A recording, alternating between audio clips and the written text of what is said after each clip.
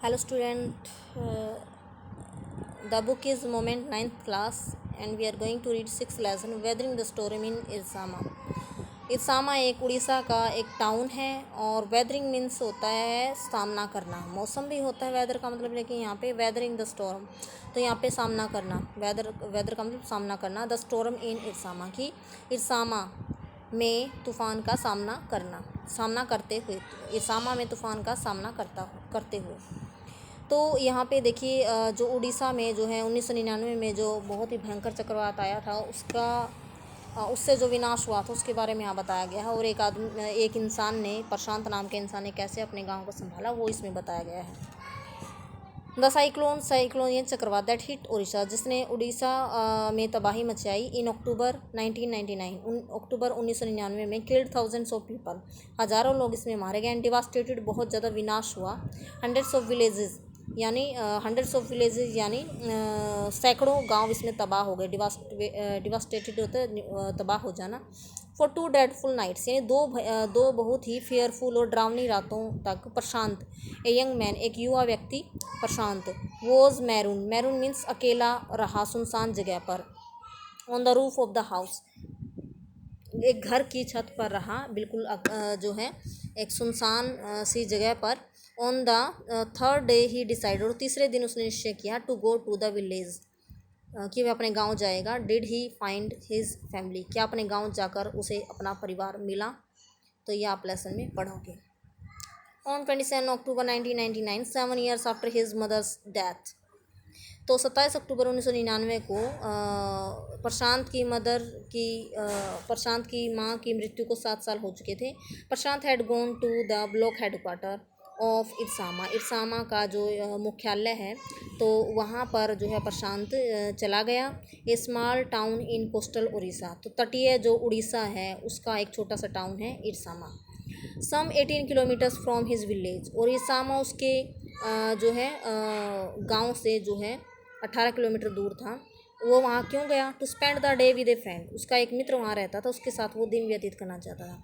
In the evening a dark and menacing storm quickly gathered, तो एक बहुत ही dark काले काले बादल इकट्ठा हो गए।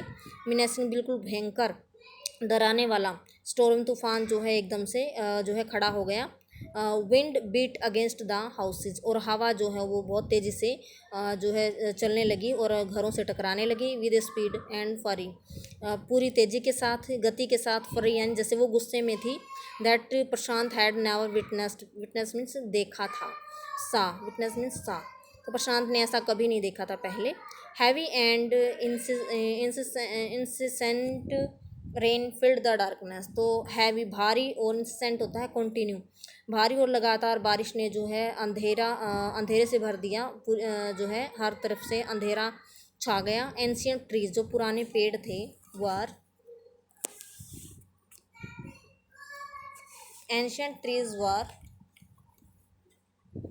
अपरूटेड क्या होता है? जड़ से उखड़ जाना, वो जड़ से उखड़ गए। क्रैश टू द अर्थ, और धरती पर टूट कर गिर पड़े।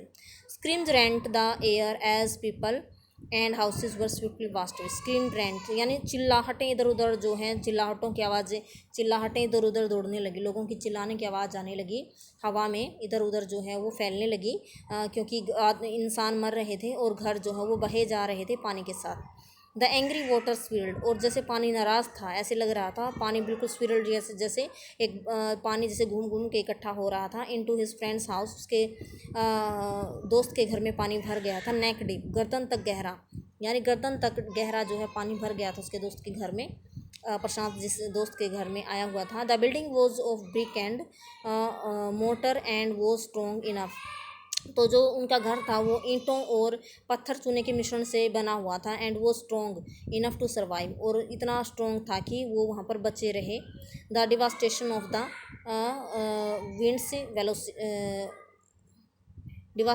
द डिवास्टेशन तबाही, winds velocity of 350 kilometre per hour, हवा चल रही थी 350 किलोमीटर प्रति घंटा की गति से।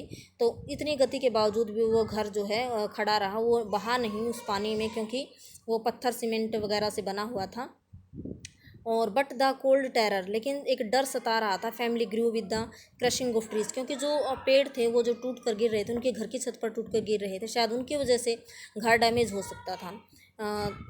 and fallen on their houses some time in the middle of the night, damaging its roof and walls. Sometimes in the middle of the night, यानी रात के बीच में, मध्य रात्रि में, जैसे उन्हें लग रहा था जैसे कि उनकी जो है घर की छत को या दीवारों को वो टूट कर पेड़ गिर रहे थे, कहीं नुकसान ना पहुंचा दे। The crazed destruction wrought by, wrought means brought, लाया गया।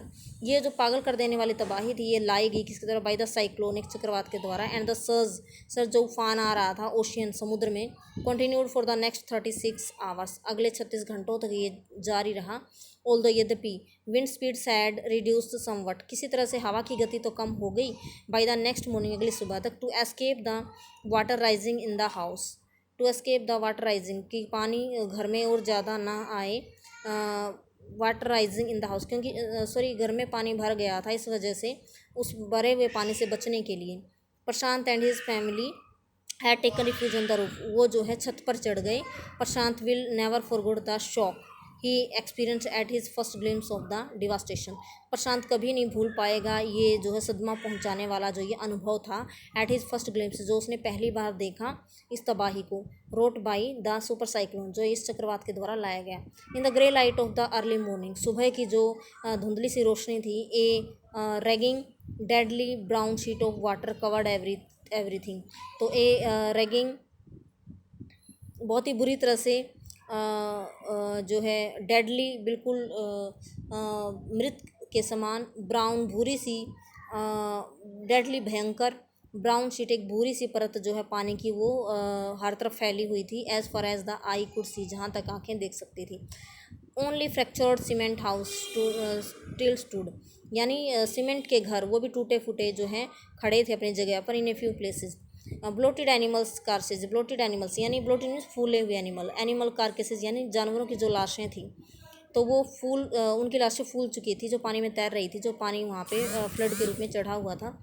एंड ह्यूमन कॉर्पस यानी मानवीय कॉर्पस यानी मानवीय लाशें, और मानवीय लाशें जो हैं फ्लोटेड, वो भी तैर रही थी इन एवरी डायरेक्शन, हर दिशा में। All round even huge old trees had fallen, all round तो हर तरफ जो है, इवन बड़े बड़े जो पेड़ थे वो जो हैं टूट कर गिर चुके थे।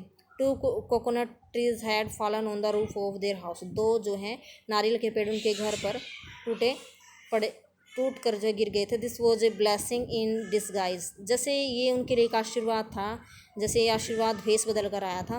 Because the tender coconut, tender जो कोमल जो नारियल थे, फ्रॉम द जो कच्चे नारियल थे, from the trees kept the trapped family from the starving in several days, तो स्टार्विंग यानी भूखा मरा जो परिवार था जो छतों पर बैठा था, तो वो उस कच्चे नारियल पर ही कुछ दिनों तक जिंदा रहे।